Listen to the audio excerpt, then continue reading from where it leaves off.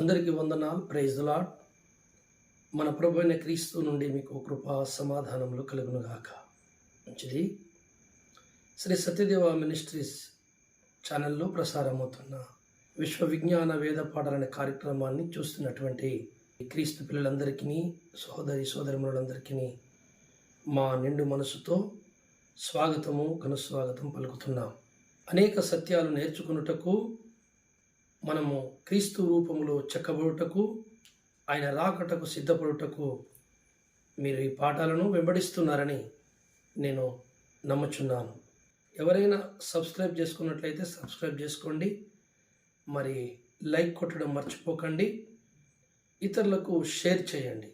ఈ పాఠాలను ఇతరులకు మీరు పరిచయం చేయడం ద్వారా మన ప్రభు అయిన క్రీస్తు నుండి ఈ పరిచర్యలో మీకు పాలు పంపులు తప్పకుండా కలుగుతాయని మేము మరి త్రికారణ శుద్ధితో ప్రగాఢంగా విశ్వాసిస్తున్నాను. దేవుని వాక్యం అనే కాంతిలోనికి మనందరం ప్రయాణం చేద్దాం.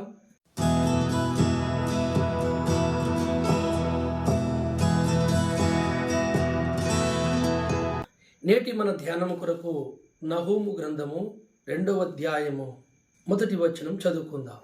లయకర్త నీ మీదికి వచ్చుచున్నాడు, నీ దుర్గమునకు కావలి కాయుము, మార్గములో కావలియుండుము, నడుము బిగించుకొని బహుబలముగా ఎదిరించుము. మంచిది. చిన్న మాట ప్రార్థన చేసుకుందాం. పరిశుద్ధుడైన తండ్రి, ఈరోజు ఈ కార్యక్రమాన్ని మాకు సమకూర్చిన వాడు నీవే తండ్రి. నీకు స్తోత్రములు, కృతజ్ఞతలు. అయ్యా, నీవు పూజ్యుడవు, ఆరాధ్యుడవు, అగోచరుడవు, పరత్పరుడవు, మా మెదస్సుకు అందనివాడు. మీకు మీరే మమ్మల్ని వెతుక్కుంటూ వచ్చారు. అయ్యా, ఈరోజు మీరు మాట్లాడితే మేము తెలుసుకుంటాము తప్ప మాకు మా సొంత జ్ఞానముతో మాకేమీ తెలియదు. కనుక ఈరోజు తండ్రి, చూస్తున్న నా సోదరి సోదరులకు నాతోనూ అందరితోనే మాట్లాడమని, మా తోడుండమని తండ్రి. ఏ విషయములు మీకు మేము అయ్యా మరి తండ్రి సమీపముగా లేమో, ఇష్టలుగా లేమో, అవి సరి చేసుకునే భాగ్యము నీ లేఖన కాంతిలో మాకు దయచేయమని, అర్థమయ్యేటట్టు మాతో మాట్లాడమని నా తండ్రి. ఈ వాక్యము ఏ కుటుంబంలో అయితే ఏ వ్యక్తులైతే చూస్తున్నారో వాళ్ళందరి కుటుంబానికి ఆశీర్వాదము, దీవెనలు సమృద్ధిగా కుమ్మరించండి ప్రభా. వాక్య కాంతిని వెలిగింపజేసి ఆశీర్వదించి దీవించుమని, ఫలింపచేయమని మా రక్షకుడు ప్రభు అయిన యేసు నామములో ప్రార్థిస్తున్నాను తండ్రి. ఆమేన్. మనం చదివిన లేఖన భాగంలో నహూము గ్రంథము 2వ అధ్యాయము 1వ వచనంలో మనం ఒక మాట చదువుకున్నాం. లయకర్త వచ్చుచున్నాడు. మనము ఆలోచించినట్లయితే సృష్టికర్త అంటే దేవుడు సృష్టి, స్థితి, లయాకరుడు అనే ఆ లక్షణాలు కలిగిన వాడు సృష్టికర్త. అంటే సృష్టించగలడు, మరి దాన్ని నిలిపి ఉంచగలడు, పోషించగలడు, మరి దాన్ని లయము కూడా చేయగలడు. అంటే లయము చేసేటువంటి లక్షణము సృష్టికర్తకు ఉన్నది, లయకర్త. మరి లయకర్త అని ఈ వాక్యం పిలుస్తుంది కదా. మరి ఈ సృష్టికర్త వచ్చుచున్నాడా లేక మరొకరి గురించి చెప్తుంది? యేసు ప్రభుల వారు సృష్టికర్త అయిన దేవుడే ఇక్కడ రాయబడిన లయకర్త అని మనం అనుకుంటే పొరపాటైపోతుంది. కొన్నిసార్లు ఒక పదాన్ని మనము కూడా 2 సందర్భాల్లో వాడుకుంటాం. అది తప్పదు. అలా అని చెప్పి అక్కడ వాడింది ఇక్కడ, ఇక్కడ వాడింది అక్కడ, 2 సేమ్ కావు. ఎక్కడి పదము ఎక్కడ వాడింది అక్కడే సత్యం అవుతుంది. బైబిలు అర్థం అవ్వాలంటే దగ్గర మన హృదయము దేవునికి దగ్గర కావాలి. మన హృదయం మీద ఉన్నటువంటి ఆ మబ్బు మసక తొలగిపోవాలి. దేవుని తత్వం అర్థం కావాలి. మన భారతీయ పురాణాలలో కొన్ని మాటలు ఉన్నాయి. ఏంటంటే, దేవుడు ఈ సృష్టి చేసిన పదార్థముల గురించి మాట్లాడతారు. ఈ బ్రహ్మాండము, ఈ సృష్టి, ఈ జగత్తంతయు ఏ పదార్థముతో చేయబడినదో, ఏ పదార్థము చేత ఇది ఉనికిలోకి వచ్చిందో ఆ పదార్థము పేరే, ఆ అదృశ్య పదార్థము పేరే బ్రహ్మ అని పిలుస్తుంది. ఈ జగత్తుని అంతా బ్రహ్మ ఆవరించి ఉన్నాడు కానీ ఆయనను ఏది ఆవరించజాలదు. సమస్తము ఆయన వశములో ఉన్నాయి. ఆయన దేని వశము కాడు, ఆయనను ఏది బంధించజాలదు, ఆయన దేనికి వశము కాడు. బైబిల్లో కూడా ఒకసారి సొలొమోను మహారాజు దేవుని మందిరాన్ని కట్టి, విశాల మందిరము, చాలా పెద్ద మందిరాన్ని కట్టి, ఆయన ఏమని ప్రార్థన చేస్తారంటే, ప్రభువా, ఆకాశము నీ సింహాసనము, భూమి నీ పాదపీఠము, అసలు నిన్ను పట్టే మందిరము కానీ ఇల్లు కానీ మేము కట్టగలమా? నువ్వు ఏడబడతావు, అయితే ఒక సహాయం చేయండి ప్రభువా, ఈ మందిరము మీరు నివసించేంత గొప్పదేం కాదు కానీ మీ కనుదృష్టి ఇక్కడ నిలుపు అన్నాడు. కనుదృష్టి నిలిచి ఉండుట ఏ కృప దేవుడరా!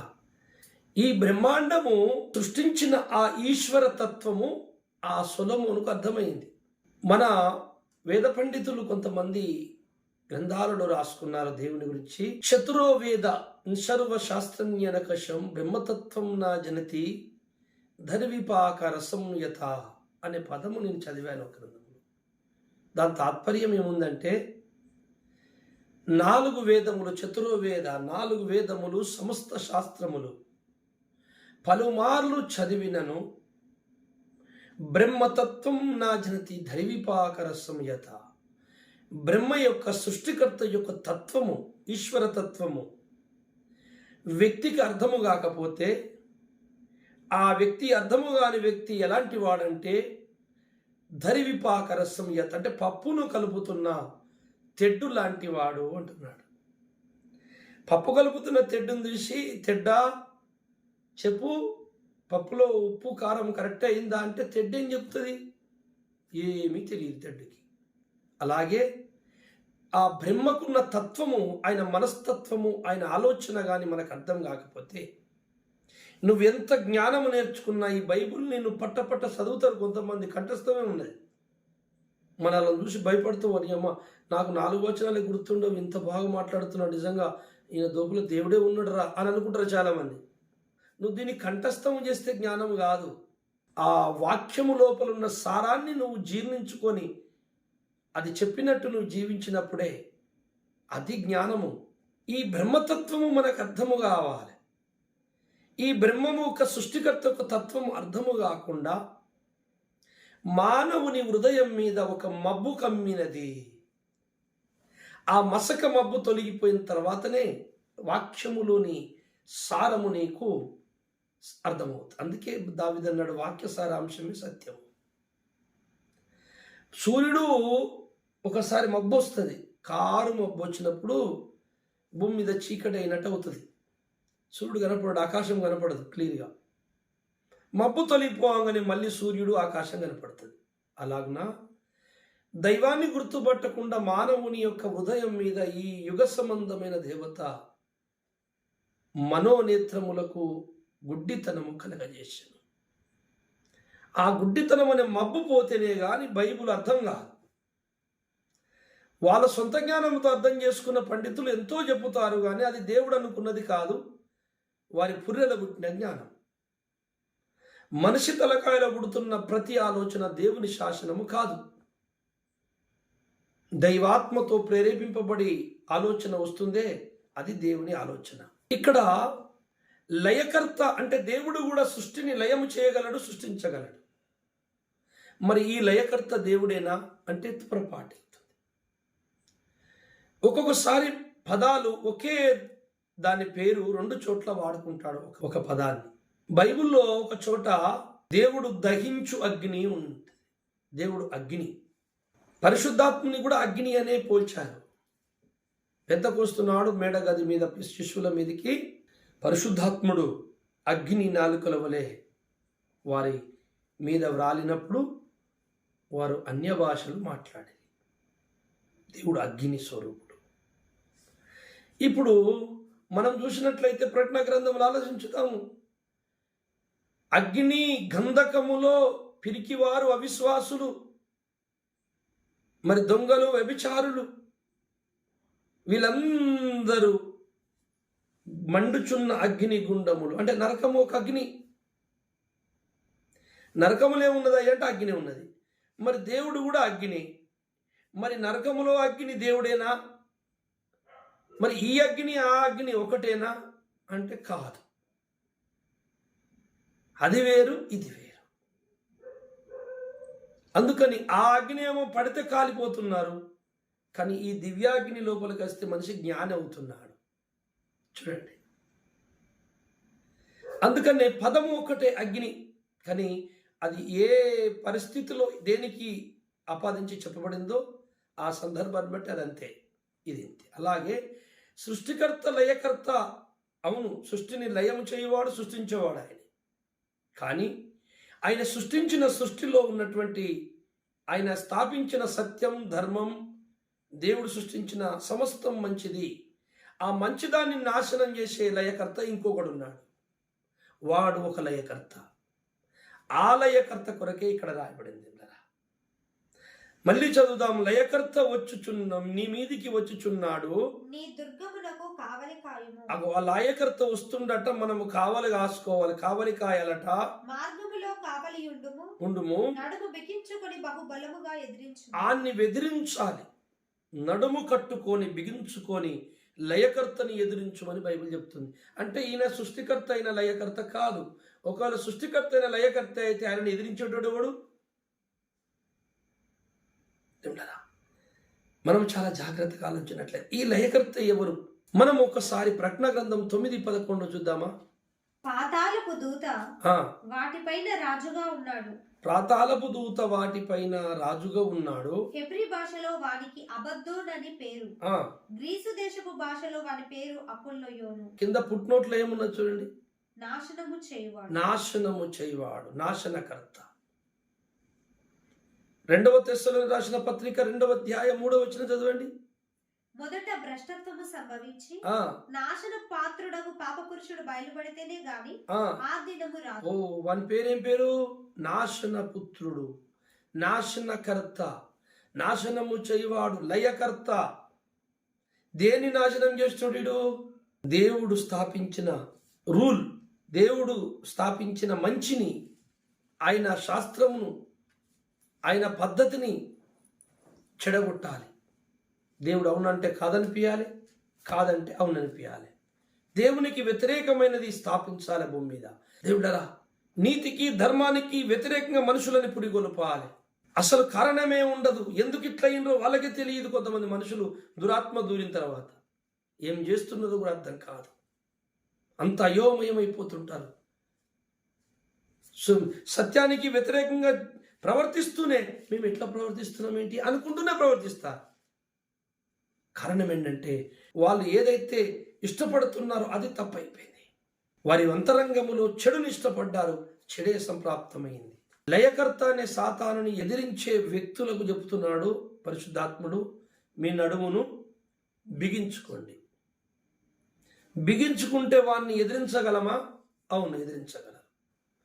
ఏదైనా పని చేయాలనుకునే వాళ్ళు, పరిగెత్తే వాళ్ళు నడుముకి బెల్టు, ఈ రోజుల్లో బట్ట జారిపోకుండా గట్టిగా నడుముకు బలంగా ఉంటుంది. మరి సాతానుని ఎదిరించుకుంటా ఒక మంచి లెదర్ బెల్ట్ పెట్టుకుంటే సరిపోతుందా? కాదు. బెల్టులకు, ఆయుధములకు, ఖడ్గాలకు వాడు భయపడేటోడు కాదు. పౌలయ్య అంటాడు, మన యుద్ధోపకరణములు శరీర సంబంధమైన కావు. మరి అన్నప్పుడు ఆయుధాలు ఏం పని చేయవు కదా. మరి ఎట్లా నేను మనం ఆలోచించినట్లయితే దేవుడరా, నడుముకు ఏము కట్టుకోవాలి? వాడు రాబోచున్నాడు త్వరలో. ఎప్పుడు రాబోతున్నాడు? ఆ లయకర్త త్వరలో రాబోతున్నాడు భూమి మీదకి, అబద్ధ క్రీస్తు. అందరూ సిద్ధపడండి, నడుము కట్టుకోండి. 2వ తెస్సలోనికీయులకు చదవండి. ఇప్పుడు 2వ అధ్యాయం కొంచెం కిందికి చదవండి, 6వ వచనం. కాగా వాడు తన సొంత కాలమందు బయలుపరచబడవలెనని, వాడు ఒక సొంత కాలమందు బయలుపరచబడవలనని వాణ్ణి అడ్డగించున్నది ఏదో అది మీరు ఎరుగుదురు. చాలు, వానికి ఒక టైం ఉంది, కాలము. బయటకు వచ్చి వాడు శరీరధారి అయి ప్రపంచంలో యుద్ధం చేయబోతున్నాడు. క్రైస్తవ భక్తులతో, క్రీస్తు బిడ్డలతో యుద్ధం చేయబోతున్నాడు. వానికి ఒక సొంత కాలం ఉన్నది, అది త్వరలో దగ్గరికి వచ్చింది, అది జరుగుతుంది. ఆ లయకర్త రావటానికి కావలసిన స్టేజ్ తయారవుతుంది భూమి మీద. యేసు ప్రభు కంటే ముందు రావలసిన వాడు లయకర్త. వాడు భూమి మీదకి వస్తాడు, అబద్ధ క్రీస్తు. అది వాడే ఇనాగ్రేషన్ చేస్తాడు 7 సంవత్సరాల మహాశ్రమల కాలానికి. ఇది చాలా మందికి అర్థం కాక 7 ఏళ్ల శ్రమల కాలం ఇక్కడ 7 సంవత్సరాల పరిధి ఎక్కడుందండి అని అంటున్నారు. సరే పర్వాలేదు అనుకోని, అది త్వరలోనే సంభవించకపోతే అందరం చూస్తాం కదా, ఇంకా గొడవ ఎందుకు. వాడు సొంత కాలం, వాడికి ఒక సొంత కాలం ఉంది, టైం. వాడు ఒక నరుని దేహములోకి రాబోతున్నాడు, నర రూపములో ప్రపంచానికి నియంత కాబోతున్నాడు. అతని పేరే అబద్ధ క్రీస్తు. వాడే లయకర్త. అందుకే లయకర్త వచ్చుచున్నాడు. మీరు కాపలా కాసుకోండి సంఘాలకు, మీ హృదయాలకు, మీ ఆత్మలకు. వాణ్ణి ఎదిరించుటకు మీరందరూ నడుము కట్టుకొనుడి అంటుంది లేఖనం. నడుముకి ఏం కట్టుకోవాలి మరి వాడిని ఎదిరించాలంటే? ఇప్పుడు వాడు వస్తున్నాడు కదా అబద్ధ క్రీస్తు. వాడిని ఎదిరించటానికి, వాడిని గెలవటానికి పరలోకం చేరుకోవాలి కదా.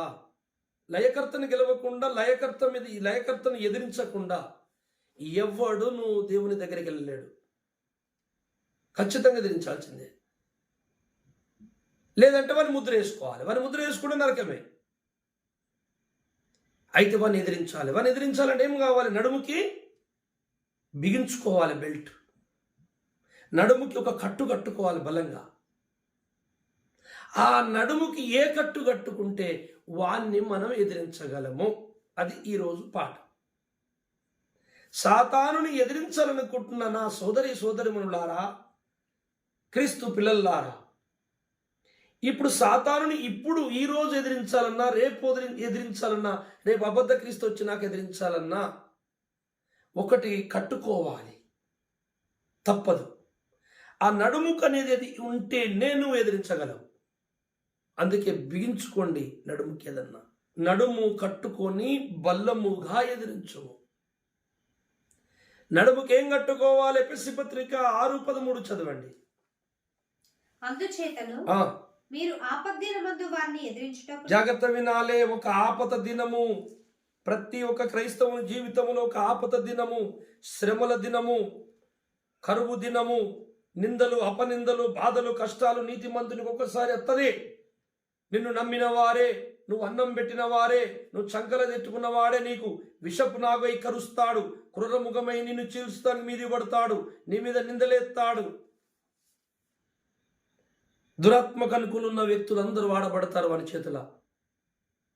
ఈరోజు ప్రతి క్రైస్తవునికి అదే, రేపు అబద్ధ క్రీస్తు వచ్చినాక అందరికీ అదే. ఎప్పటికీ ఉండేదే ఇది. కానీ అది శిఖరాగ్ర స్థాయికి చేరబోతుంది శ్రమ అబద్ధ క్రీస్తు వచ్చినప్పుడు.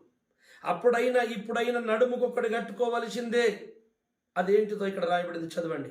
సమస్తము నెరవేర్చిన వారై నిలవబడుటకును శక్తిమంతులగునట్లు దేవుడిచ్చు సర్వాంగ కవచమును ధరించుకొనుడి. సర్వాంగ, అంగములంటే శరీర అవయవాలు. సర్వాంగ అంటే అన్ని అంగములను కలిపే ఒక కవచాన్ని మీరు ధరించుకోండి. ఏంటంటే మొట్టమొదట నడుమునకు సత్యం అనే దట్టి కట్టుకోండి. సార్, ఇక చాలా విషయాలని అవి తర్వాత మాట్లాడుకుందాం. ఈరోజు నడుము కట్టు గురించి మాట్లాడుతున్నంతే. ఇక మళ్ళా మీరు అది డాలు పట్టుకోండి, విశ్వాసం అనే డాలు, స్వార్థ సమాధానం అనే జోడి, ఆయుధాలన్నీ చెప్పాలంటే మళ్ళీ 4-5 గంటలు పడుతుంది. ఒక్కొక్క ఆయుధ చరిత్ర అంత ఉంది. ఒక నడుము దాని గురించి మాట్లాడుకుందాం ఈరోజు. ఆ ఆపద్దినమందు వానిని ఎదిరించుటకు లయకర్త వచ్చుచున్నాడు, మీరు వారిని బలముగా ఎదిరించుటకు నడుము బిగించుకొండని నహూము గ్రంథంలో చదువుకున్నాం. ఆ లయకర్త ఎవరయ్యా అంటే సాతానని మనకు నిర్ధారణ అయిపోయింది. మరి వారిని ఎదిరించాలంటే నడుముకి ఏం కట్టుకోవాలి? మామూలు లెదర్ బెల్టా, ఓ బట్ట గట్టి కట్టుకున్నా అంటే అవేవి కావు.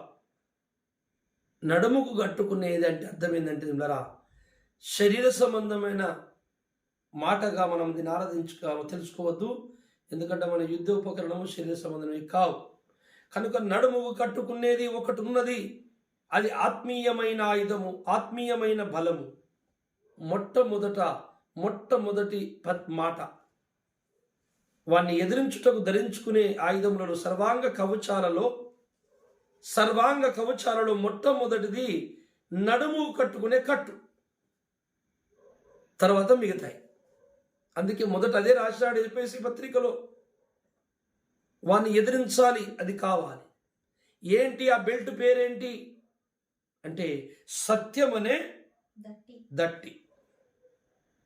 ప్రతి క్రైస్తవుడు, దేవుణ్ణి వెంబడిస్తున్న ప్రతి ఒక్కడు సత్యం అనే దట్టి నడుము కట్టుకోకపోతే వాడు శోధనలు ఎదిరించలేడు, సాతానుని శ్రమలు బాధలను ఎదిరించలేడు.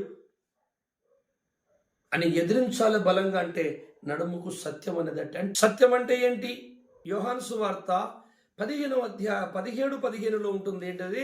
నీవు లోకములో నుండి వారిని తీసుకొని పొమ్మని నేను ప్రార్థించడం లేదు గాని దుష్టుని నుండి వారిని కాపాడమని ప్రార్థించుచున్నాను. నేను లోక సంబంధిని కానట్టు వారును లోక సంబంధులు కారు, సత్యమందు వారిని ప్రతిష్ఠ చేయి. దేవునికి స్తుతి కలుగును గాక. యేసు ప్రభుల వారు తండ్రైన దేవునికి ప్రార్థిస్తున్నాడు, వేడుకుంటున్నాడు. తండ్రి, నేను లోక సంబంధిని గాను, వాళ్ళు కూడా కావద్దు.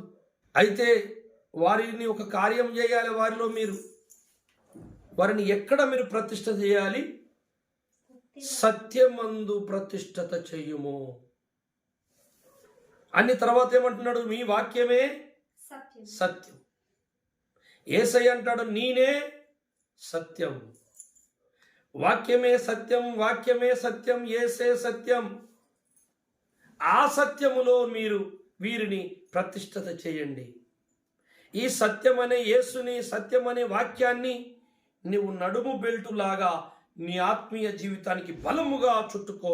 అంటే ప్రతి క్రైస్తవుని జీవితంలో, వారి నడవడిలో, వాని ప్రార్థనలో, వాని మాటలలో, వాని చేష్టల్లో సత్యం అనేది ఉండాలి. అంటే దేవుని లేఖనం ఉండాలి. లేఖనము నెరవేరని భక్తి, లేఖనం నెరవేరని ఈ యొక్క పోరాటం అంతా వ్యర్థమేదే కదా. మనము సాతాను మీద సాతాన్ని ఎదిరించి మనము దేవునికి ఇష్టలం కావాలంటే మొట్టమొదట నీ జీవితంలో ఉండాల్సింది మొట్టమొదటిది సత్యం, అంటే వాక్యం. వాక్యము ఎలా చెప్పిందో అలా నీ జీవితం దిద్దుకోమని చెప్తుంటే, మన వాక్యం గురించి చెబుతుంటే నీ యొక్క బ్రతుకుని వాక్యం బయట పెడుతుంది. అద్దం ముందుకెళ్తే మన ముఖము మరి తేటగా కనపడినట్లు వాక్యం ముందు నువ్వు వచ్చి కూర్చుంటే నీ తప్పులు తేటగా కనపడతాయి. నీ తప్పులు తేటగా వాక్యము చెప్పినప్పుడు, వాక్యము బోధకుని ద్వారా, పాస్టర్ ద్వారా నీకు తెలుస్తున్నప్పుడు, అర్థమవుతున్నప్పుడు శిరస్సు వంచి తండ్రి నేను దిద్దుకుంటానని మార్చుకుంటే నువ్వు ధన్యుడవైతావు. నా గురించే చెప్తుందని చెప్పి లేఖనం మీద, దేవుని మీద, పాస్టర్ మీద పగ పెంచుకుంటే నీ అంతము నాశనం అవుతుందని బైబిల్ చెప్తుంది. సూర్యుని మీద ఉంచితే ముఖం మీద పడుతుంది, సూర్యునికి ఏం కాదు. అలాగే దేవుళ్ళరా, ఈ వాక్యము ఉన్నట్టు బోధిస్తున్న వారి మీద మాట్లాడినా, ఆ వాక్యానికి ఎదురు తిరిగినా మనం నష్టపోతాం. వాక్యమే ఆధారం, వాక్యమే ఈ సృష్టికి మూలం, వాక్యమే బ్రహ్మ సృష్టికర్త. సమస్తము ఆయన మూలము కలిగినది, ఆయన లేకుండా ఏదీ కలగలేదు. ఇది మహిమకర పదార్థము. ఈ అదృశ్య పదార్థము నుండి ఈ దృశ్య పదార్థం అనే బ్రహ్మాండము కలిగినది. అందుకని వాక్యము ముందు శిరస్సు వంచాలి అందరూ. వాక్యానికి విధేయులు కలిగిన వారు దేవుళ్ళరా మంచివారిని ఎప్పుడు తునికరించరు, సత్యవంతుల్ని గుర్తుపడతారు. వాక్యానికి తల వంచని వారితోనే నీతిమంతులకు ఈ భూమి మీద శ్రమ. వాక్యం అంటే ఇష్టపడని వారితోనే నీతిమంతులకు శ్రమ. అందుకే యేసు ప్రభుల వారు అన్నాడు, ఈ లోకము నన్ను ద్వేషించింది, నన్ను తృణీకరించింది, మిమ్మల్ని కూడా అలాగే చేస్తారు. మీకు శ్రమలు బాధలు ఎదురైనప్పుడు నన్ను జ్ఞాపకం చేసుకోండి, ఒకప్పుడు నేను కూడా ఇదే పరిస్థితిలో ఉన్నాను. నా ప్రభువే అంత కష్టపడ్డాడు, నాదొక లెక్కన తండ్రి ఈ నిందలు అపనిందలు నువ్వు కూడా పొందావు కదా, నాకు కూడా వచ్చిన ధన్యుడను. నా తండ్రి నువ్వే వీటి నుంచి కాపాడమని ప్రార్థన చేసి మనం ముందుకు సాగాలి. సాతానుని కాలు కిందేసి తొక్కేదంటే ఏంటిది? దేవుళ్ళరా సహనము, ఓర్పు, నిరీక్షణ, ప్రార్థనతో ఏకచిత్తముతో దేవుళ్ళు నిలబడమే, ఏకాగ్రతతో ప్రార్థించడమే సాతాన్ని కాలు కిందేసి తొక్కడం. వాడిని ఎదిరించుటకు మొట్టమొదటి నీ సత్యం కావాలి.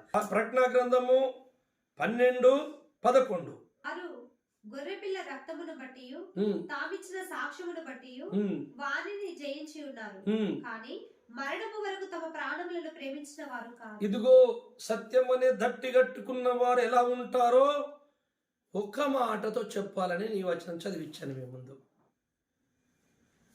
ఇదిగో వీళ్ళు సత్యం అనే దట్టి కలిగిన వ్యక్తులు.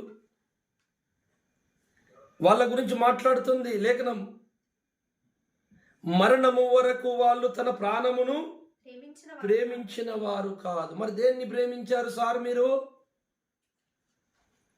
మరణము వరకు వారి ప్రాణమును ప్రేమించిన వారు కాదంటున్నారు కదా. మరి వీరు దేన్ని ప్రేమించారు? అదే సత్యమును ప్రేమించారు. సత్యం అనగా యేసు. యేసును మాత్రమే ప్రేమించారు. సత్యమును అనగా వాక్యము.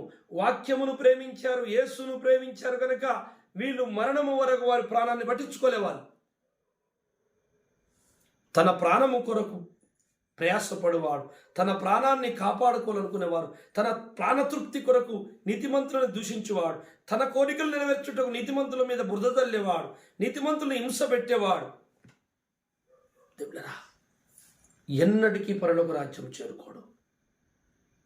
తన ప్రాణాన్ని నీతి కొరకు, ధర్మం కొరకు తునికరించేసి సత్యం అనే యేసు కొరకు, వాక్యం కొరకు తన ప్రాణాలు సహితం ధారపోసేవాడు. ఇదిగో పరలోక రాజ్యం ఉండదు. వాక్యం చెప్తుంది. వాక్యం చెప్పినట్టు నువ్వు ఉంటే పరలోకమా? నువ్వు అనుకున్నట్టు జీవిస్తే పరలోకమా? అంటే వాక్యము చెప్పినట్టే ఉండాలి. ఇలాంటి సత్యం అనే దట్టిని, సత్యమును కలిగినటువంటి వ్యక్తులు లయకర్త అనే సాతాను మీద గెలుస్తారు. ఇది సత్యం. కనుక దేవులారా, ఈ సత్యవంతులు, ఈ సత్యవాక్యం కలిగిన వారు దేవుణ్ణి మాత్రమే ప్రేమించేవాళ్ళు. మలాకి గ్రంథము 3:16 ఏముందో చదవండి.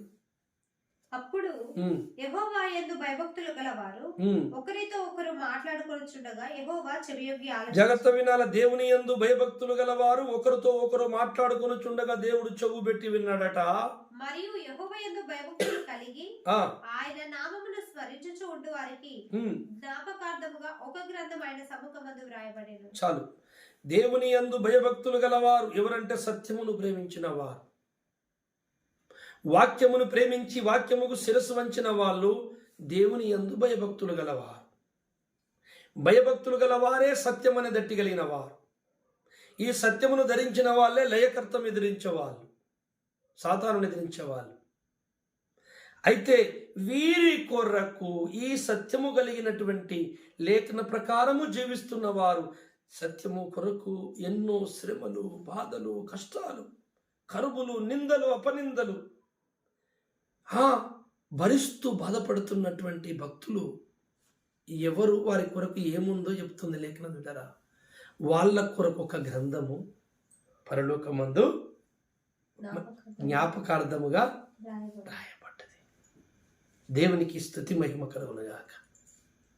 మనం బాధపడుతున్నాం, మా దేవుడు చూస్తలేడేమో, ఇన్ని శ్రమలు పడుతున్నాం, నాకు ఇన్ని కష్టాలు వచ్చినాయి, అయ్యో నీతిగా బతుకుతే గింత ఘోరమా గంత ఘోరమా అని మనం బాధపడుతుంటాం. ఒక్కోసారి మన కొరకు ఏమున్నదో తెలుసా? మన లెక్క కొరకు మన కొరకు ఒక గ్రంథమే ఉన్నది. పరలోకములో ఒక గ్రంథాలయం ఉంది. సకల చరాచర జగతి లోకాలు, కోటాను కోట్ల దేవదూతల లోకాలు, ఆ దేవదూతల లోకాల చరిత్రలు, వాటి ధర్మశాస్త్ర చరిత్రలు, వారి పూర్వ చరిత్రలు, భవిష్యత్తు చరిత్రలు, సకల బ్రహ్మాండపు చరిత్రలు అన్నిది లోకాల కలిగిన అన్ని గ్రంథాల ఒక గ్రంథాలయం ఉంది. అలాగే భూలోకములో జరుగుతున్న విపత్తులు జరుగుతున్న గ్రంథాలు కూడా ఉన్నాయి. అందులో దేవుని యందు భయభక్తులు కలిగి సత్యమును కొరకు ప్రాణాలు పెట్టిన వారి కొరకైన ఒక స్పెషల్ గ్రంథం, వారి కొరకు ఒకటి జ్ఞాపకార్థముగా పరలోకములో రాయబడుతుంది. దేవుని కొరకు కష్టపడుతున్న, బాధపడుతున్న దేవుని పిల్లారా, మీరు అస్సలు భయపడకండి. మన పేరు ఒక సపరేట్ గ్రంథములో ఉంది. భయం అవసరమే లేదు. ఆ గ్రంథములో నీ పేరుందని సంతోషించు అన్నాడు యేసయ్య శిష్యులతో. శిష్యులారా, దెయ్యములు మాకు లోబడుచున్నాయని మీరు సంతోషింపక పరలోకమందు మీ పేర్లు రాయబడినాయని సంతోషించండి. ఇప్పుడు అదే మాట అంటున్నా నేను. ఈరోజు నేనదే అనుకుంటున్నా, మీకు అదే చెప్తున్నా. ఎన్ని కష్టాలు వచ్చినా మంచిదే, ఒక్కటి మాత్రం గుర్తుపెట్టుకోండి. ఓర్చుకుంటివా, మరణం వరకు నీ విశ్వాసాన్ని కాపాడుకుంటివా, అగో నీ కొరకు రాయబడ్డ ఆ పరలోకపు గ్రంథం భయభక్తులు గల వారి కొరకు, సత్యమని దట్టి ధరించిన వారి కొరకు ఒక స్పెషల్ గ్రంథములో వారి పేర్లు రాయబడ్డాయి. వారి కొరకు ఒక గ్రంథమే జ్ఞాపార్థం రాయబడుతుందండి. ఎంత గొప్ప ధనిలో మనం. దానియేలు గ్రంథము 10వ అధ్యాయము 20వ వచనం చదవండి. పరలోకములో ఆ గ్రంథం ఉన్నదా, గ్రంథాలయం ఉన్నదా, లేదా ఇప్పుడు నేను చెప్పినట్టు అన్ని లోకాలకు సంబంధించిన గ్రంథాలు ఉన్నాయా, అందరి గ్రంథాలు ఉన్నాయా అని నేను అన్నానే కదా, అవి ఉన్నాయా లేదా మనం ఒకసారి తెలుసుకుందాం. చదవండి. అతడు, నేనెందుకు నీ యొద్దకు వచ్చి తినో అది నీకు తెలిసినది కదా. దానియేలు దగ్గరికి గాబ్రియేలు దూత వచ్చాడు. వచ్చి దానియేలు ఉపవాసం ఉండి ఏడుస్తుంటే పరలోకం దిగొచ్చాడండి దేవదూత. స్పెషల్ దూత. చదువమ్మా. నేను పారాసికుడవు అధిపతితో యుద్ధము చేయుటకు మరలా పోయేదను. నేను బయలుదేరుచుండగానే గ్రేకేయుల దేశం యొక్క అధిపతి వచ్చును. అయితే సత్య గ్రంథమందు వ్రాసినది నీతో చెప్పేదను. మీ అధిపతి యగు మిఖాయేలు గాక ఈ సంగతులను గురించి నా పక్షమున నిలువ తెగించిన వాడు ఒకడును లేడు. చాలు. దానియేలు భూమి మీద 10 సంవత్సరాల వయసు, 12 సంవత్సరాల వయసులో దానియేలు ఆ వయసులో ఉన్నప్పుడు మరి యూదులు అందరూ బబులోనుకు కొనిపోబడ్డారు. దేవుని యెరూషలేము మందిరము ధ్వంసము చేసేశారు. దేవులరా ఎత్తుకొని వెళ్ళిపోయారు పాత్రలు. వీళ్ళందరినీ బానిసలుగా తీసుకెళ్ళిపోయారు. షద్రక్, మేషక్, అబేద్నెగో కూడా అక్కడే జరిగిన చరిత్ర అది. సో వాళ్ళు బానిసలుగా ఉన్న కాలంలో అధికారుల దగ్గర గొప్ప పదవి కలిగిన దానియేలు మంచి భక్తుడు, ఎప్పటికీ ప్రార్థన చేస్తూ గ్రంథాలు చదువుతూ దేవుని కొరకు కనిపెట్టేవాడు. రాజుకొచ్చిన మహా కళలు కూడా వివరించి భవిష్యత్తు ప్రణాళికను తెలియపరిచిన వాడు. అతని దేవదూతలాగా రాజే సాగిలపడి మొక్కాడు. అతను ఉపవాసం ఉండి తన రాజ్యం కొరకు, యెరూషలేము కొరకు 70 సంవత్సరాలు పూర్తిగా వస్తున్నాయి.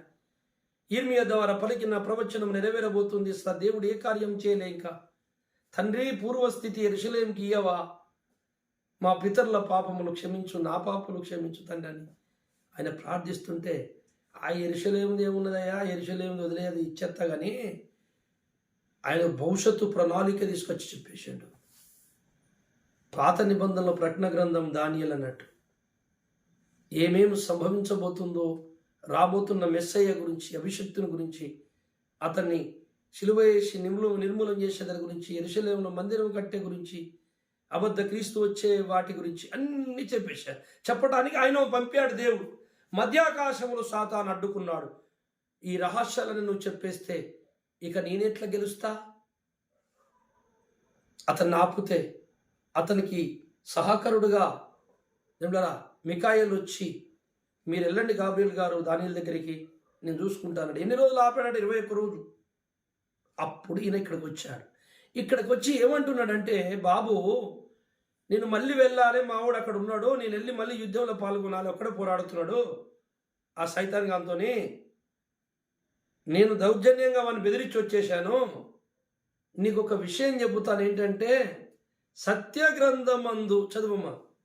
సత్య గ్రంథమందు వ్రాసినది నీతో చెప్పేది. సత్య గ్రంథమందు వ్రాసినది నీకు చెప్పేది అంటే భవిష్యత్తులో జరగబోతున్న సంభవాలన్నీ, భూమి మీద ఏమేమి జరగబోతున్నాయో ఒక గ్రంథములో ముందే రాసి పెట్టాడు. ఆ గ్రంథము పేరు సత్య గ్రంథం. పరలోకములో గ్రంథాలు ఉన్నాయని ఎవరు చెప్తున్నారు ఇప్పుడు మనకి? దేవదూత చెప్తున్నాడు. అక్కడేమో యెహోవా యందు, దేవుని యందు భయభక్తులు గలవారు, నీతి అనే దట్టిని కలిగి, నీతిని ధరించుకొని భయభక్తులు కలిగి లయకర్తను ఎదిరించే వారి కొరకు ఒక స్పెషల్ ప్రత్యేకమైన జ్ఞాపకార్థంగా ఒక గ్రంథము రాయబడింది పరలోకంలో. ప్రకటన గ్రంథము 20వ అధ్యాయము 11, 12 చదవండి. మరియు ధవలమైన మహాసింహాసనమును ఆ, దాని యందు ఆసీనుడై ఉన్న ఒకరిని చూచితిని. ఆ, భూమి ఆకాశములు ఆయన సముఖము నుండి పారిపోయెను, ఆ, వాటికి నిలువ చోటు కనబడకపోయెను. ఆ, మరియు గొప్పవారేమి కొద్దివారేమి ఆ, మృతులైన వారందరూ ఆ సింహాసనం ఎదుట నిలబడి ఉండుట చూచితిని. ఆ. అప్పుడు గ్రంథములు విప్పబడి అప్పుడు గ్రంథములు ఇప్పబడెను. గ్రంథములు అంటే ఎన్ని గ్రంథాలు ఉన్నాయో పరలోకములో, దేని దేని గురించిన గ్రంథాలు ఉన్నాయో, ఒక గ్రంథాలయమే ఉన్నది విశ్వ చరిత్ర మొత్తం చెప్పడానికి. సకల లోక చరిత్రలు రాయబడి ఉన్నాయి. మనం పరలోకం వెళ్ళినాక ఆ గ్రంథాలయం మాయం కాదు, అక్కడే ఉంటుంది. ఏ లోకం వలన వచ్చి అప్పుడు కొత్తగా సృష్టించబోతున్న సృష్టి అలా వచ్చి జరిగిపోయిన భవిష్యత్తులో జరిగిపోయిన లోకాల వారి చరిత్రలను వాళ్ళు ఎప్పుడంటే అప్పుడు ఏ లోకం ఉందంటే ఆ లోకం ఏ చరిత్ర అంటే అది అన్ని చదివేసుకుంటారు. మత్తయి సువార్త 12:36. నేను మీతో చెప్పున్నదేమనగా, ఆ, మనుషులు పలుకు వ్యర్థమైన ప్రతి మాటను గూర్చి ఆ, విమర్శ దినమున లెక్క చెప్పవలసి ఉండును. ఆ, నీ మాటలను బట్టి నీతిమంతుడవని తీర్పునందుదువు, ఉమ్, నీ మాటలను బట్టి అపరాధివని తీర్పునందుదువు. చాలు. మనుషులు మాట్లాడే ప్రతి మాటను గురించి లెక్క ఉన్నది, లిఖింపబడి ఉన్నది అని అంటున్నాడంటే ఇక ఆయన దగ్గర నుంచి ఏం తప్పించుకుంటాం మనము? మనుషులు మాట్లాడే ప్రతి మాట రాయబడుతుంది. నువ్వు అబద్ధాలు మాట్లాడి మనుషులని మెప్పించి మోసం చేస్తున్నావేమో. నువ్వు ఏది విత్తుతావో అదే పంట కోస్తావు. నాశన పుత్రుడు, నాశన కార్యాలు చేసిన వాడు నాశనమే అవుతాడు. మంచి పనులు చేసిన వాడు దేవునికి ఇష్టలవుతారు. అందుకని మన నోటితో మాట్లాడుతున్న ప్రతిదాన్ని మనం దేవుడున్నాడు, రాస్తున్నాడు, లెక్క ఉందని భయపడి మాట్లాడాలి. మన హృదయం స్పందించినట్లు ఇష్టం వచ్చినట్లు నోరు జారద్దు కదా. యూదా 1:15 ఇదిగో ఆ, అందరికి తీర్పు తీర్చుటకును ఆ, వారిలో భక్తిహీనులందరూ భక్తిహీనంగా చేసిన వారి భక్తిహీన క్రియలన్నిటిని గూర్చి, ఆ, భక్తిహీనులైన పాపులు తమకు విరోధంగా చెప్పిన కఠినమైన మాటలన్నిటిని గూర్చి ఆ. వారిని ఒప్పించుటకును ప్రభువు తన వేవేల పరిశుద్ధుల పరివారముతో వచ్చెను. రైట్. అందరు మాటలు, భక్తిహీనులైన వారి మాటలు, ఇష్టం వచ్చినట్లు మాట్లాడి అనేకులని భక్తిహీనులు చేశారే. మీ భక్తిహీనపు మాటలతో అనేకులని భక్తిహీనులు చేసిన వారిని అందరినీ ఒప్పించి లెక్క తీయటకు వస్తున్నాడు యేసయ్య. ఎక్కడ తప్పించుకుంటుందిరా? ఆయన అంతరంగములో పుడుతున్నది. మనలో ఆలోచన పుట్టక ముందే ఆయన ఎరిగినవాడు, ప్రతి అంతరంగాన్ని తెరిచినవాడు. నువ్వు ఏది చేసినా ఆయనకు తెలుసు. ఇదొక్కటి మనిషి గుర్తుపెట్టుకుంటే భయభక్తులు కలిగి ఉంటాడు. భయభక్తులు కలిగిన వారే వాక్యాన్ని ప్రేమిస్తారు. వాక్యాన్ని ప్రేమించిన వాళ్ళే సత్యము దట్టి కలిగి ఉన్నారు. ఈ సత్యమును ధరించుకున్న వాళ్ళే లయకర్త అనే సాతానుని ఎదిరిస్తారు. సాతాను ఎదిరించుటకు నీకు శక్తి ఎక్కడి నుండో రాదు, ఈ దేవుని నుండి రావాలి. ఈరోజు మనం ఒక్కటే అడుగుదాం దేవుని, ప్రభువా ఆ సాతాను యొక్క క్రియలను ఎదిరించుటకు, వాని ప్రేరేపణను ఎదిరించుటకు, రేపు రాబోతున్నటువంటి అబద్ధ క్రీస్తుని ఎదిరించుటకు నాకు కావలసిన బలం ఇవ్వు. సత్యం అనే దట్టి నేను పూర్తిగా ధరించుకోవాలి. మిగతా ఆయుధాలన్నీ నేను ధరించుకోగలగాలి. నేను సిద్ధముగా ఉండాలి. వాని మీద పోరాడాలి. నాకు సహాయం చేయమని అడగాలి. మన హృదయము, మన మనస్సు, మన ఆలోచనకు ఒకసారి మనల్ని కృంగదీస్తాయి. సత్యాన్ని ఇష్టపడనివ్వవు. అసత్యం వైపు మనల్ని తీసుకెళ్తాయి. అసత్యం వైపు మనల్ని మనసు లాగినప్పుడు మనం దేవుని వైపు చూడాలి. దేవులరా, దేవుడు నమ్మదగిన వాడు. అందుకే లయకర్త వచ్చుచున్నాడు. వాడిని ఎదిరించుటకు మీరు నడుము బలముగా బిగించుకోండి. ఆ నడుముకు సత్యం అనే దట్టిని కట్టుకోండి. సత్యం అంటే వాక్యం, యేసయ్య. కనుక ఈ సత్యం అనే దట్టి నీకు లేకుండా, నువ్వు సత్యములో జీవించకుండా, సత్యానికి శిరస్సు వంచకుండా, సత్యమనే యేసుని నీ హృదయంలో ప్రతిష్ఠించుకోకుండా, ప్రతిష్టత జరగాలి. నీ హృదయములో సత్యం అనే ప్రతిష్టత అనగా వాక్యము ప్రతిష్టత జరగాలి. వాక్యము నాటబడాలి. అంటే అర్థం ఏంటంటే వాక్య ప్రకారము నువ్వు జీవించినట్లయితే నేను సాతాను ఏం చేయలేడు. నీదే జయం, జయం, జయం. నీ కాలు కింద సాతాను శీఘ్రముగా దొక్కిస్తాడు. నువ్వు సత్యము కలిగి ఉంటే, సత్యానికి మించిన ఆయుధం లేదు. సత్యమే జయిస్తుంది. సత్యమే జయిస్తుందన్నది సత్యమే గాని గెలిచిందల్లా సత్యము కాదు. కొన్నిసార్లు అసత్యం, అబద్ధము గెలిచినట్టు ఊరేగుస్తుంది. కొంచెం ఓపిక బట్టి చూడు, చివరికి నాశనమయ్యేది అసత్యమే, గెలిచేది సత్యమే. సత్యవంతుల్లారా, సత్యవాక్యముని ప్రేమించిన వాళ్ళారా, దానికోసం శ్రమలు ఎదుర్కొంటున్న వాళ్ళారా, ఏం భయపడద్దు. మీరు బలంగా నిలబడండి. గెలుపు మీదే. దేవుడు ఉన్నాడు లేడనుకోకండి. వాళ్ళు దేవుడు లేడు అనుకొని చేస్తున్నారు. మనకు దేవుడు ఉన్నాడు. దేవుడు ఉన్నాడు కనుకనే సృష్టి నిలిచింది. దేవుడు ఉన్నాడు కనుకనే ఈ సృష్టి ఇంకా ఈ విధంగా ఉంది. దేవుడు లేకపోతే ఏది లేదు. ఈ బ్రహ్మాండాన్ని నడిపిస్తున్న ఈశ్వరతత్వం, బ్రహ్మతత్వం అన్నాడు చూసావా? సృష్టికర్త యొక్క ఆలోచన, ఆయన ఇష్టం, ఆయన మనస్సుని నువ్వు ఎరిగి ఉండకపోతే తెడ్డుతో సమానుడు. తెడ్డుతో సమానుడు. సృష్టికర్త ఆలోచనలు నాకు ఎలా తెలుస్తాయి? కేవలం వాక్యము ద్వారా, ఆ పరిశుద్ధాత్మ సహాయము ద్వారా నీకు తెలుస్తుంది. సో దేవుడేమో ఈ సృష్టిని లయము చేయగలడు, సృష్టించగలడు. కానీ సాతాను కూడా లయకర్తే. వాడేం లయం చేస్తాడంటే దేవుడు చేసిన వాటిని నాశనం చేస్తూ ఉంటాడు. నాశనకర్త. మంచిని చెడగొట్టి చెడును స్థాపిస్తూ ఉంటాడు మనుషుల హృదయాల్లో. దేవుని సృష్టిని మొత్తం అపవిత్రం చేస్తాడు సాతాను. ఆ నాశనకర్త ఈ సృష్టిలో నర రూపంలో రాబోతున్నాడు సృష్టిలోనికి. ఒకసారి మళ్ళీ ఆడే అబద్ధ క్రీస్తు. వాడొచ్చినప్పుడు నువ్వు ఎట్లా గెలుస్తావు? ఒకవేళ ఇప్పుడు యెరూషలేములో యుద్ధం జరుగుతుంది. యుద్ధం జరిగి జరిగి జరిగి జరిగి జరిగి చుట్టుపక్కల ఉన్న అరబు కంట్రులందరూ మొత్తము వాళ్ళందరూ సాలించుకుంటారు. వాళ్ళందరూ చల్లగా అయిపోతారు. మన వల్ల కాదని వాళ్ళు వెనుదిరుగుతారు. వెనుదిరిగేసి ఎవరు కూడా ఇశ్రాయేలు మీదకి రారు. ఇక ఆ తర్వాత మందిరము కట్టుకొని బలులు అర్పింపబడతాయి. ఆ టైంలో దేవుడారా వారి మీదకి మరొకసారి వాళ్ళు యుద్ధానికి వస్తారు. దేవుడే కల్పించుకుని యుద్ధం చేస్తాడు. ఆ యుద్ధము జరిగిన తర్వాత ఒక దశరాజ కూటమి జరుగుతుంది. అందులోకి ఒక ఆయన చేరుకుంటాడు, నేను రాజునవుతా అని. ఆ వ్యక్తి చనిపోతాడు. ఆ వ్యక్తిలో ఒక ఆత్మ దూరుతుంది. అదే నిమ్రోదు ఆత్మ, దేవుని సాతాను కుమారుడు. వానికి మళ్ళీ భూమి మీద అధికారం, సర్వాధికారం రాబోతుంది. నర రూపములో వెళ్ళబోతున్నాడు. అని పేరు అబద్ధ క్రీస్తు. అప్పుడు క్రైస్తవులను భూమి మీద అందరినీ హింసించబోతున్నాడు. భూమి మీద ఏ దేవుడిని పూజింపనీయడు. అన్ని గుళ్ళు కొడతారు. మసీదులు కానీ, గుళ్ళు గోపురాలు కానీ, చర్చీలు కానీ అన్ని కొడతాడు. అప్పుడు ఏం చేస్తారు? వాడిని ఎవరేం చేయలేరు. ప్రపంచనీ అంతా షూట్ చేసి పాడెత్తాడు. ఒక్కడనే నేనే దేవుణ్ణి అంటాడు. ఏ మతాన్ని కూడా పట్టించుకోడు. ఏ మతాన్ని ఏది ఉండదు. అందరు చెట్లు బుట్లు పట్టుకొని ఉరకాలి. వాడు చెప్పినట్టు వినకపోతే.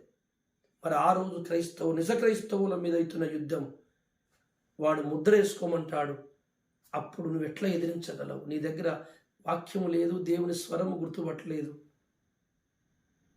నీ దగ్గర సత్యము లేదు, భయపడిపోతావు, ముద్రేసేసుకుంటావు. ఆ రోజు వాడిని ఎదిరించే వాళ్ళు ఎవరంటే ప్రకటన గ్రంథంలో మనం చూసిన వాళ్ళే. వారి ప్రాణమును కూడా వాళ్ళు మరణము వరకు వారి ప్రాణాన్ని వాళ్ళు ప్రేమించిన వారు కాదు. మరి ఎవరిని ప్రేమించారు? సత్యవాక్యమును సత్యదేవుడైన యేసుని ప్రేమించారు. అందుకని నువ్వు ఆ రోజు నిలబడాలంటే ఇప్పటి నుంచే ఈ సత్యం అనే దాన్ని గట్టిగా కట్టుకునే ప్రయత్నం చేయండి.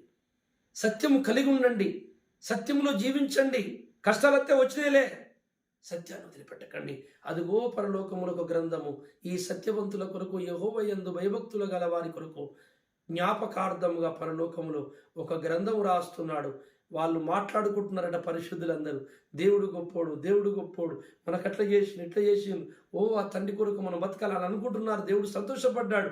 శబాష్ అని వారి కోసం ఒక స్పెషల్ గ్రంథాన్నే పరలోకములో రాస్తున్నాడు. నీ పేరు, నా పేరు, మనందరి పేరు పరలోక గ్రంథంలో ఉన్నది. భయపడకండి.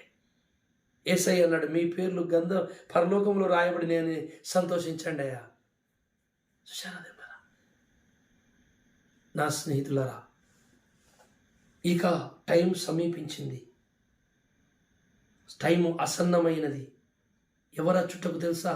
లయకర్త వచ్చుటకు, సాతాను అబద్ధ క్రీస్తు వచ్చుటకు టైం దగ్గర వచ్చేసింది. వాడిని ఎదిరించకుండా, యుద్ధం చేయకుండా నువ్వు పరలోకం చేరలేవు. రాజులు ఎవరైనా రాజ్యరికం రావాలంటే చేతిలోకి రాజ్యం కొరకు యుద్ధం చేయాలి. మీరు రాజులైన యాజక సమూహములు కాదా? రాజరికం ఒట్టేనే దొరుకుతుందా? యుద్ధము చేయాలి. కనుక ఆ యుద్ధంలో నేను నిలబడాలంటే నువ్వు ఒకటి మొట్టమొదటి ఆయుధము సత్యం. నీ యందు సత్యం ఉండాలి. సత్యము లేకపోతే మనం వృధా అయిపోతాం. ఈ రాత్రి సమయంలో మీ అందరికీ ఈ సత్యవాక్యం అర్థమైందని నమ్ముచున్నాను. మీ హృదయంలో ఈ సత్యము స్థాపింపబడి, స్థిరపరచబడి, సత్యములో మీరు అభివృద్ధి చెందాలని, ఈ సత్యవాక్యం నన్ను క్రీస్తు స్వరూపములకు చెక్కాలని, ఇంకా అనేక సంగతులు మనం తెలుసుకోవాలని యేసయ్య పేరిట వేడుకుంటూ ప్రార్థించుకుంటూ ఈ ప్రసంగాన్ని ఇంతటితో ముగించుకుంటున్నాను. ప్రార్థన చేసుకుందాం. పరిశుద్ధుడైన తండ్రి, నువ్వు మాకు ఈరోజు తెలియపరిచిన అద్భుతమైన నీ మాటలను బట్టి స్తోత్రములు. స్వామి, లయకర్త వచ్చుచున్నాడు, వాడిని ఎదిరించాలి. నడుము బిగించుకోండి. ఆ నడుముకు సత్యం అనే దట్టి కట్టుకొనుడి తండ్రి. సత్యము కొరకు, నీతి కొరకు, ధర్మం కొరకు మేము ఎన్ని కరువులు, బాధలు ఎదుర్కొన్నా మీరు సంతోషపడండి. పరలోకమందు మీ గ్రంథములో మీ పేర్లు రాయబడుతున్నాయని చెప్పావు. సంతోషమయ్యా. ఈ ఆలోచన మాలో స్థిరపరిచి మేము అన్నట్టు మర్చిపోకుండా ముందుకు సాగుటకు మా అందరికీ సహాయం చేయమని, వింటున్నటువంటి బిడ్డలు ఎవరైతే ఈ యొక్క వీడియో చూస్తున్నారో వారి కుటుంబాలను, వారి పిల్లల్ని నా తండ్రి ఆశీర్వదించి వారిని కూడా సత్యమందు ప్రతిష్ఠిత చేయమని, అభివృద్ధిపరచుమని, అందరినీ దీవించమని మా రక్షకుడు ప్రభువైన యేసు నామములో ప్రార్థించి వేడుకుంటున్నాను తండ్రి. ఆమేన్. అందరికీ వందనాలు. Praise Lord. దేవునికి స్తోత్రములు. దేవుని చిత్తమైతే మరలా శుక్రవారం నాడు కలుసుకుందాం. ఈ కార్యక్రమాన్ని ఇంతటితో ముగించుకుంటున్నాను. Praise the lord.